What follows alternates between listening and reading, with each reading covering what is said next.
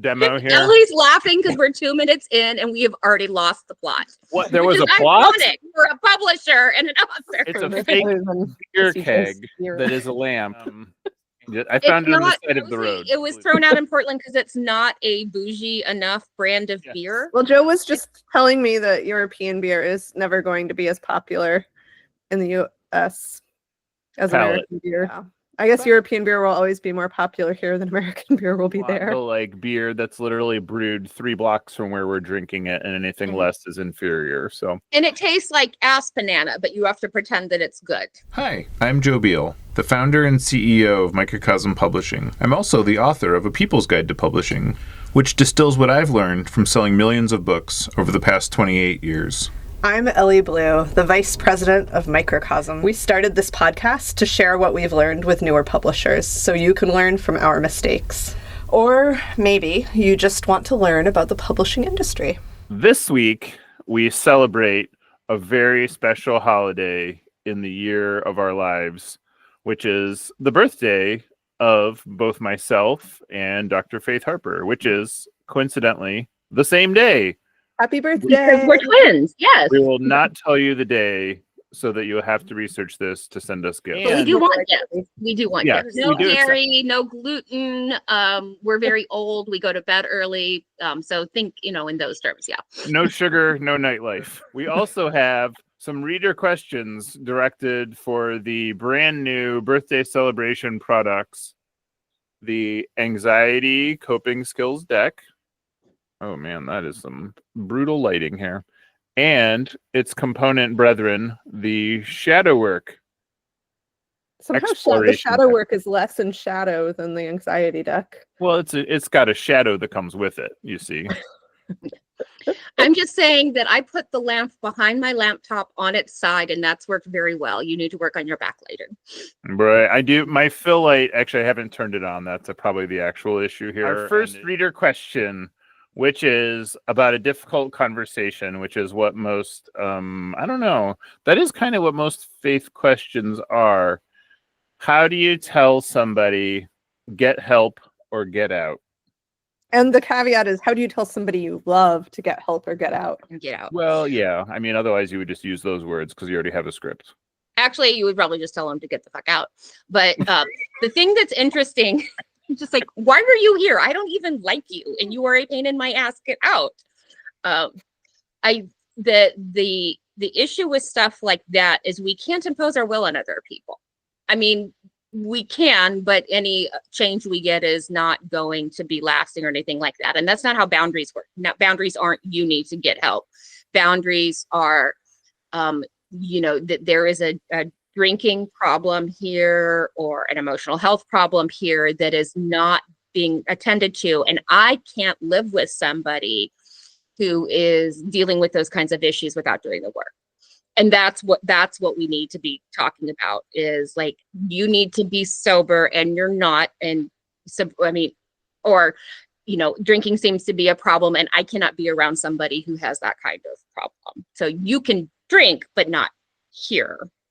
And so that's different than get out, get help means like, I'm telling you what to do versus like, I can't be around somebody who does this and then they make the choice. Yeah, I could see that. Yeah. And so, but like, so framing this to somebody, I guess that's sort of the thing. Like I've talked to a lot of people in my social network, especially when I was in my 20s, which was a few years ago now.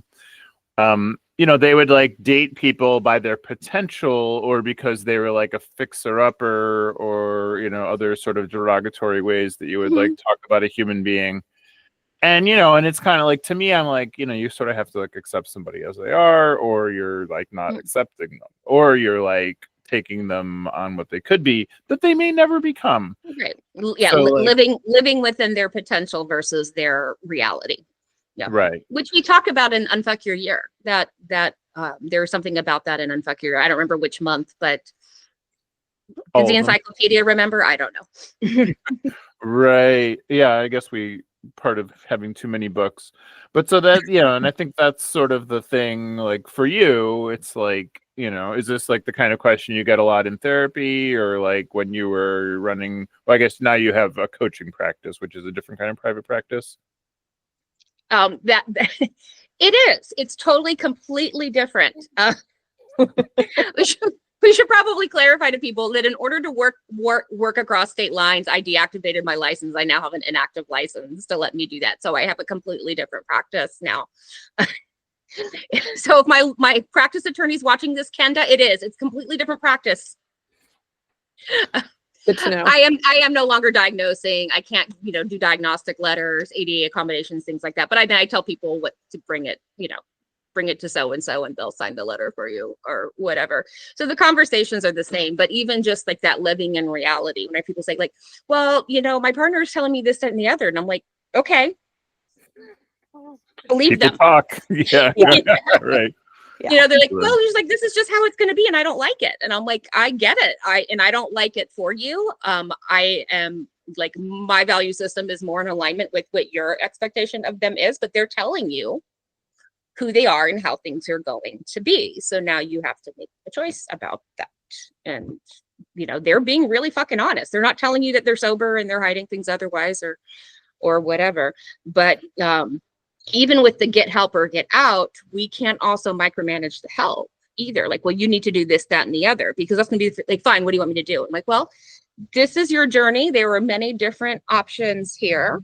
I have helped talk to people about different options, but without pushing them in any regard. And I've even told family members, like, if you decide that you would like to do therapy or, neurofeedback or ketamine infusions or whatever we're talking about, I said, I'm even happy to assist you in paying for it, anything that'll kind of get you going. But I will even hesitate to, say you need to go see a specific person. I'll say, like, these are a few people that you might like, but I'm always like, you need to make this call yourself. I have learned the hard way, even in my own practice, if somebody's making an appointment for somebody else, I'm like, do they know that you're making an appointment? Oh, I have had that where somebody else makes an appointment for me, and I'm and kind say of we're like, going to lunch, and then they show up at my office. I learned that the hard way. and I'm like, what are we here for? And then that's kind of like the awkward thing where I'm like, you probably should not have accepted this appointment. Yeah. So I'm like, I'm sorry about lunch. Would you like a Nutri-Grain bar? I have some of those. Like, I'm still hungry. Hour getting dragged for filth. Yeah. Oh. I'm in fact hungrier now. Yeah. All right. And so even if you're helping them, get help, like, but this is your journey. And if this doesn't work for you, you can try other stuff. And if the person that I suggested is not a good match, we find somebody else. Yeah.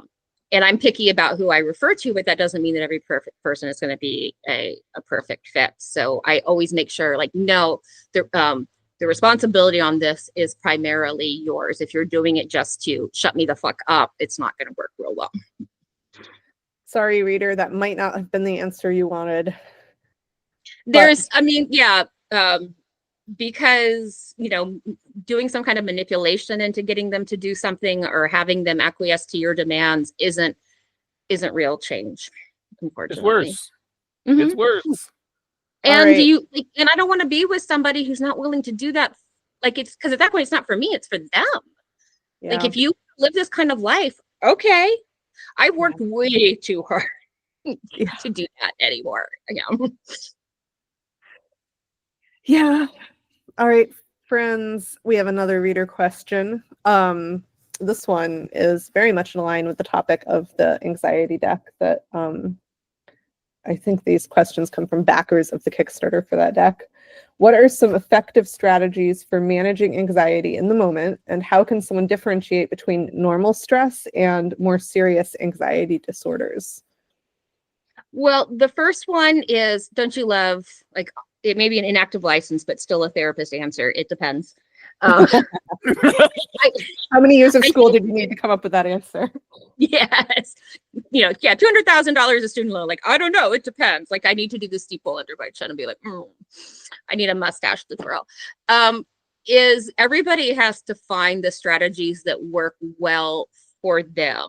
And depending on how, how do you vaguely activate? Do you tend to fight? I mean, I just want to hit people. And so I'm going to need different strategies than somebody that wants to run or somebody that wants to freeze up. I'm a scrappy little bitch.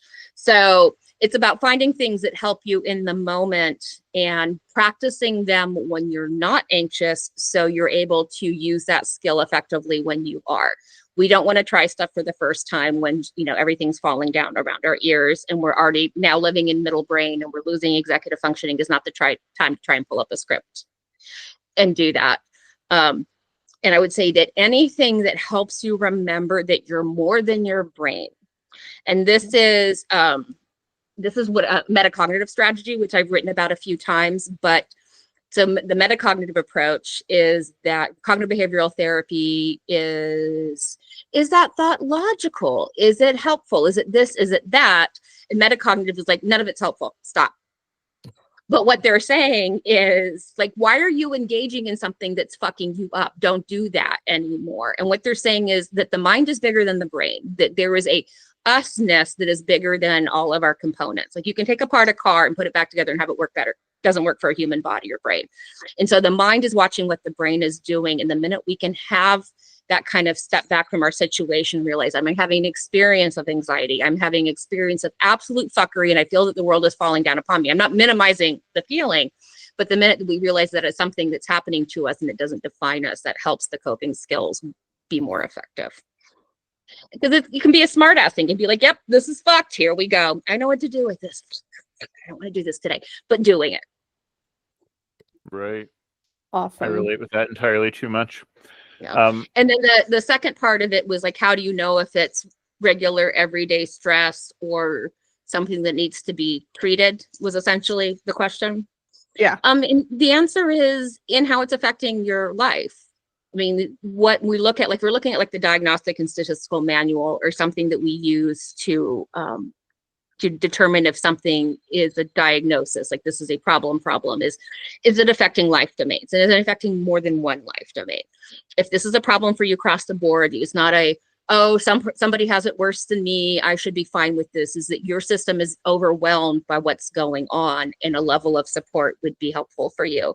It's not we did a QEEG and your number is spiky at a 3.2 and 2.8 is our cutoff to say it's a problem. It's, it's about how it's impacting your daily life. That's important, which is to say, get help if you need it. It's okay. And anyone who tells you that it's fine, other people that have it worse can go eat a dick. Like, just do what you need to do for yourself. The world would be so much better off if we realize that we need support and go and get it and allow ourselves to we don't need to raw dog reality right now. It's too much.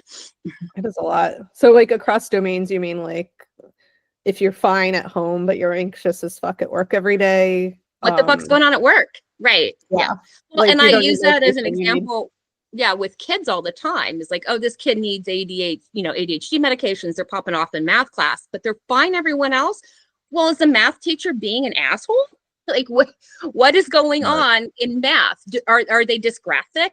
We need to be looking. So that's why I say I want to see it in more than one life domain, because otherwise the domain is causing the issue, not this is how my nervous system reacts to multiple situations. Very real.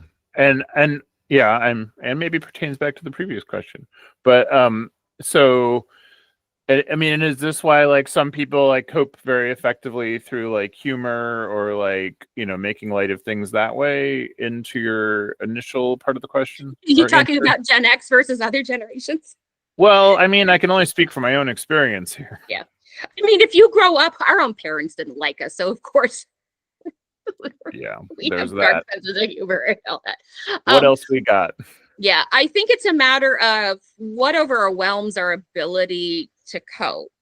And some people have effective coping skills because they were forged in fire or for whatever reasons, or some people have, I mean, we have found different coping skills. Some of them are more healthy than others. Humor is considered one of the better ones, as long as it doesn't get too dark and dismisses real stuff. Like, so humor is going to be better than heroin, generally speaking, but humor could be it. Found this true. Yes. Yeah. Okay. Generally speaking, yes. Of finding the things that work for us. Because when I talk about with clients about self-coaching, like what are you saying to yourself in these moments? I said, humor is mine. And that works really well for me. Like, I have a tendency to take things a little more seriously than I should. And so even teasing myself can be helpful. And, if I'm, getting irritated or getting anxious, I'll be like, okay, Lassie, damn, did Timmy fall in the well? Like, what are you reacting to right now? And I will talk to myself like I'm being a little bit of a bratty teenager, but not in a mean way, but in a just like, all right, what's going on? And that's helpful. And that doesn't work for everybody. For other people, that might feel mean. We're Gen Xers. That is our sense of humor. And finding some people need something that's more loving, like, hey, this is tough. What are you doing? And finding the way that works for you based on how you see the world and what helps you kind of snap out of it. Okay. That makes a lot of sense. Yeah. And I think, right, like humor can help somebody to like reconnect to reality. Yeah. So, third reader question.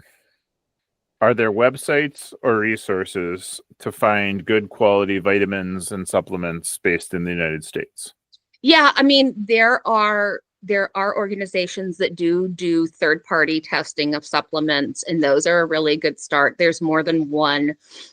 I have a tendency to lean in the direction of whole food supplements over the synthetic isolates because a lot of people watching this now, and I know y'all heard how Americans have the most expensive pee in the world because we take all this stuff that we can't process and we just, pee back out. And a lot of the research shows that whole food supplements our body actually treat as food and can uptake the nutrients in them, especially as combined. Because we get it in our food. If you look at something like a curry, then you have the turmeric, but you also get the fenugreek and you have the fats because turmeric is fat soluble and all these other things that make it work better. And people are like, well, I took a turmeric supplement and I just peed yellow. I'm like, yeah. And so and go into pee. Yeah. And so I've had a lot of people, and I've had bad supplements in the past too. I've had and I've written about it in several books at this point about even like state attorney generals going after some of these companies, which we need more of because supplements are regulated as a food product, not as a medicine in the US. If you have a brand that is good, is like every supplement from that brand probably good, or do you need to kind of like mix and match and do the research?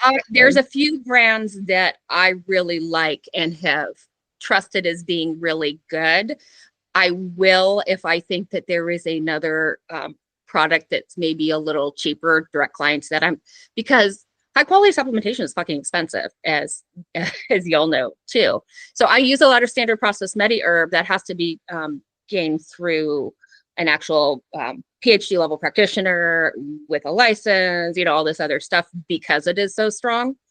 And Galen's Way is another one. There's several ones that the idea is that you have to have some idea of what you're doing. Like, for example, if you take St. John's wort and you're taking that, but you're also on an SSRI, you could get serotonin poisoning.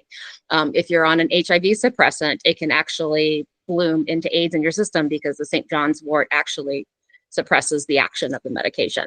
So if you're taking something really strong, I mean, just in general, it's good to look at that kind of stuff. But I mean, sometimes like the over-the-counter brands, like was it Spring Valley that Walmart carries? Some of what they carry is fine. It's an inexpensive thing to make, and so you get a decent quality product. You're not getting a tiny little bit of supplement and a bunch of crap. But it depends on the supplement. Right, that makes a lot of sense. Sorry, our companion sponsor advertisements have joined our program now. Okay. But and what I've learned, so I once had a doctor that literally, doctor maybe isn't a title he deserves, but he prescribed me literally edible magnets, and then Elly researched it, and her finding was like, it won't kill you, so the FDA hasn't outlawed it, so it can be sold as a supplement, but it won't do anything positive for you. And I was kind of like, okay, so it's not going to hurt me, but like, why am I taking this? And like, worse, why did this guy prescribe this? Did he think that it was going to eradicate biofilm, or like, what was he? he thought it would get the heavy metals out of my system. He also gave me an anti-vax handout, so like he probably should lose his license. I did report him to his boss, so Yeah. he doesn't work there anymore. I have found that many clinical nutritionists are anti-vaccine, and I am, skeptical of all things ever. But I think that we need to be looking at things from a more middle ground and complexity. And there are definitely ways of detoxing shit out of your system, but just swallowing magnets isn't going to be it. Before we started recording, I was talking about the long COVID protocol that I put together myself. It's 4 days of trying to kill this and then 10 days of supporting my system. And I have to do that for like 6 rounds. Like it's complicated, just like any other form of medicine. And I think people are looking for something simpler and something more natural. And it's never going to be, it can be more natural, but it's not going to necessarily be simpler. Right. Yeah. Okay. And so, yeah, I mean, I think that's like sort of like what the question asker is getting at is the like, you can sell things that like won't harm you, but like won't help you either. And then that's like somehow illegal to sell it as a supplement because the FDA won't outlaw it. And yeah, confusing. And I mean, anyone that only uses a particular brand, because I'll say like, this is the brand that I tend to use and take the most of. But if you're, I said, but like this brand works better for this particular thing and it'll save you $20, this, that, and the other. And yes, please do your own research. Look at what I'm giving you and my reasons for it, and look at other brands. And I'll have people like, they'll go to the health food store and they'll send me pictures of the back of the label. And like, what does this mean? I'm like, oh no, that's really good. Yes, Garden of Life now does a whole food brand, and so they're using real fruit juice for that vitamin C. That's a good it's a good amount in the pill. So give it a try. And anyone who is very like, no, I am the way, the truth, and the light is always a concern to me. And I've had clients say that they're just like, you're always so like, you're like, well, you could try this, you could try that. I'll tell people like I've used this with several other people and have found it to be really helpful. I take it myself. I have family members that take it, or I'm like, I don't know. This is my best guess. If you're willing to try it, it shouldn't hurt anything. And I would be really interested if you want to report back results to me and let me know. The long COVID protocol I put together is an N of 1. I'm going to see if it fucking helps me before I even suggest it to anyone at all. And it's going to be fucking expensive. So it's only worth it if it fucking works for other people. Right. Yeah. We have another question. This is from one of our staff members. They did cheat a little bit in coming up with this question. I mean, a cheat in a good way, I guess, by reading your most recent newsletter. And if anyone's interested, Dr. Faith is on Substack. I would like to point out that reading the newsletter is not cheating. That's doing your homework. All right. It was a whole funny story about how like I fucking bit it in my bathroom and went flying and had broken glass everywhere. And then my glasses ended up in the toilet and the cat genie was dumping cat shit on top of the glasses. Like, no, it's a beautiful story. It is. If you can subscribe to Dr. Faith's newsletter, will learn many erudite academic things such as that. I had many people say, like, that's the only time I've laughed since the election. Thank you. And I'm sorry for laughing at your pain. I'm like, no, it was intentional. We all laughed. The question is, though, how do you say turkey in Choctaw? Fuck it. Fuck it. Yes, it is not. It is spelled similarly enough that when you see it, you're like, I hope it's pronounced fuck it, and it is. And yes, day, everybody. Yes, and even like the Choctaw language school in some places, like, why don't we just call it like a big bird? We're like, no, it's fuck it. And so you'll see people from every tribe, not just Choctaw tribe. There's these T-shirts that you can buy. You say, I don't celebrate genocidal holidays, but I'm going to eat some fuck it. There's a lot of wordplay you could do there. That's great. Yeah, that's really good. What life is all about. If you live in a no cussing household, but you can do that and get away with it. And if your mom gets upset, you can point out that Thanksgiving is a celebration also of Indigenous peoples and to not be racist. Well, speaking of holidays, can you tell us about your most recent zines of a holiday-ish nature and your current book that you're working on? Recent zines of a holiday-ish nature. Oh, you may have to remind me because I've been working on simultaneously. The book I'm working on right now is Unfuck Your Holidays. And a lot of it is, there's not a ton of research out there. Some of the stuff that I'm finding is pretty interesting. So talking about that in context of like, then how do you tell your family to shut the fuck up when you're trying to sit there and just eat your fuck it, and they're telling you that you're going to hell because you're gay? Or I don't understand why you're on methadone. Why can't you get clean without it? And you're just like, I'm just trying to eat the fuck it. And so a lot of the book is about dealing with all of those particular conversations and planning for your own care and those situations. But yeah, some of the research was really interesting because so much of the focus is on older people that are lonely during the holidays. Like, and I read one article was like, hey, make sure you change the batteries in grandma's hearing aid so she's not left out. And I'm like, oh, that's really sweet. But the research doesn't back that up. When they've looked at generations, like boomers are generally very satisfied with the holidays. They still have houses. Yeah. And had institutional wealth available to them. Yes. You're right. And it gets worse in younger generations. And it's Gen Z that is having the most miserable experience. And their hearing aids are probably fine. So then what is that about? And talking about that and how life satisfaction for individuals with disability, that the life satisfaction is much higher for them to be included in holidays than for people without a disability, because there's so much that they're already left out of, and so talking about making sure that we're doing as much as possible to be accessible for people. And, so some of those little bits of data, but also trying to get really practical with strategies. And even talking about like, you're worried about your cousin that you don't see a lot and maybe don't know great, but you're worried that they might be suicidal. And how do you broach that conversation? I'm finding a lot more people needing to talk about that. I'm worried about my friends that I don't even know how to ask them if this is what they may be going through. So not to make it super dark, but those things are prevalent, especially right now. And I updated all the hotline lists, and those are on my website now for anybody that wants them. And there was a few things with that. I went through the privacy policies for every place to see like how they're using data, and the ones that'll truly not call the police or protective services or anything like that are listed, and the ones that will talk about how and when and why they would do so. And like the don't use alone lines, they will call EMS and say that you're unresponsive, not that you overdose. Hopefully police don't go out, and so I went all that data.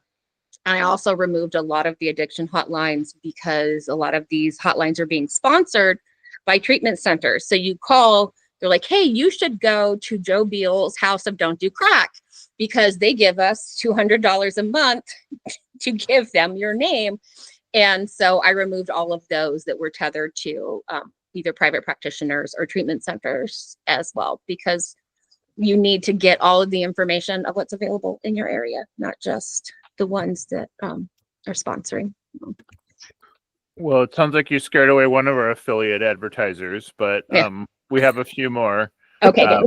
Just want to remind everybody to support their local available services, as well as these brand new decks that will be Joe Beal's House of Don't Do Crack. Yes, actually, I would promote the fuck out of that if we had. Please don't send people to our house to get clean. I feel like I would provide superior services, and I would not send them to the police. But, I feel like there was a person hanging out at the dumpster next door to our house one morning, and their sales pitch to me as I took out the garbage was, I'll talk about whatever you want for as long as you want. That's my offer to you. And you're like, and that is my worst nightmare. I was like, I just want to be alone, but yes, I feel like I want so much less of that. But, I mean, it's not like you're out there doing crack because you have a strong, thriving friend group around you. Yeah. Well, like the guy that broke into our shed and then tried to break into our house, and his pitch to us was, "Do you guys want to play Magic the Gathering with me?" And maybe back in like 2002, sure. Oh no, we were like, we actually have to go to work, but thanks for the offer. You. But I Yeah. figured that that was going to be a needful thing for people, especially as people are traveling for the holidays and they're like, I have not wanted to use in 5 years, but man, my mama sure makes me want to. Who do I call? And also, we're just kind of needing more of that in general. So I prioritized getting that done and up and available. And another Right. thing, like just like supplement companies I hadn't tried, and clients, like a lot of these numbers I don't know a lot about. So let me know what you think, which is a good encouragement for them to call and use them when they need them, because then if they suck, they paddle back to faith. Yeah. Focus your bit. Right. And growing up, I always thought holidays were like an opportunity to ditch your family and hang out with your friends and go to a Chinese restaurant and watch a movie.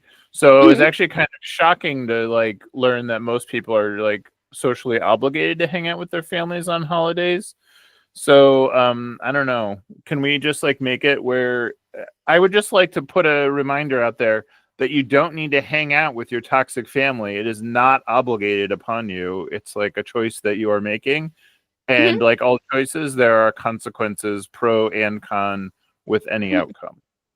And if, they're paying your college tuition, so you need to eat shit for a few days, understood.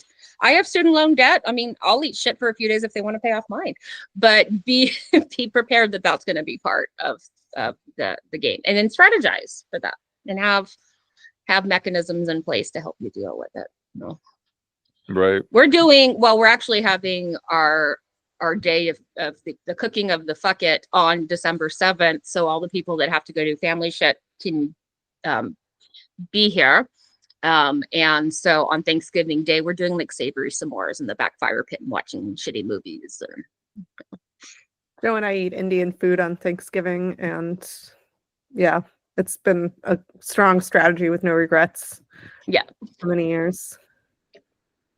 Mm-hmm. But we went to go see, and when I say we, a lot of people, like I have a big family of choice, and it's been a rough year. So I'm determined for everything to be as ridiculous as possible. So we all went to go see Red One.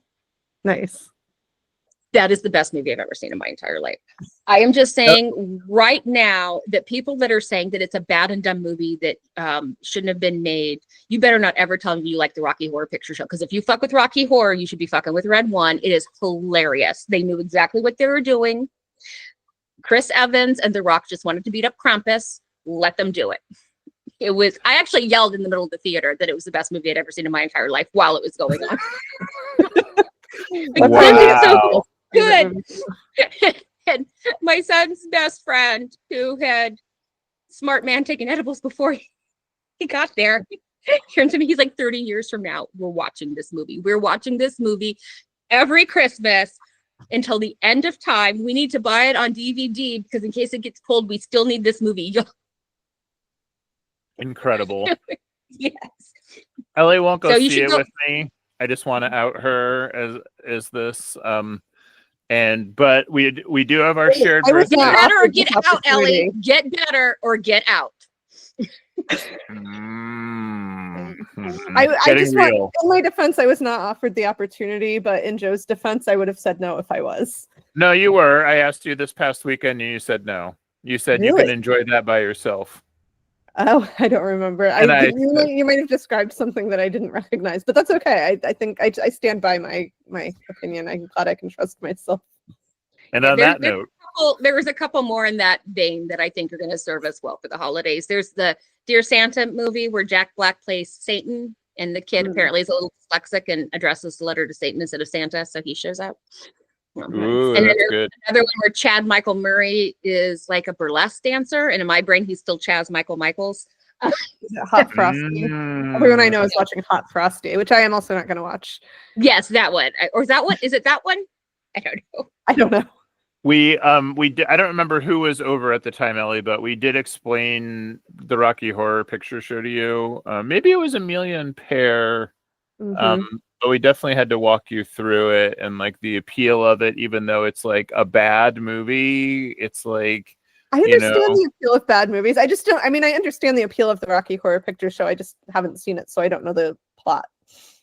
But I get why There's no people are plot into it. to worry yeah, I was about. gonna say that's generous. So thanks for that.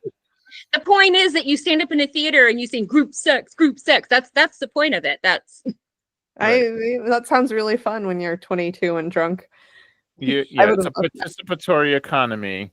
Yes. But the thing with both of these movies is kind of like, it's like it's scripted, but I think the problem was that we compared it to The Room, and that was when you were totally checked out.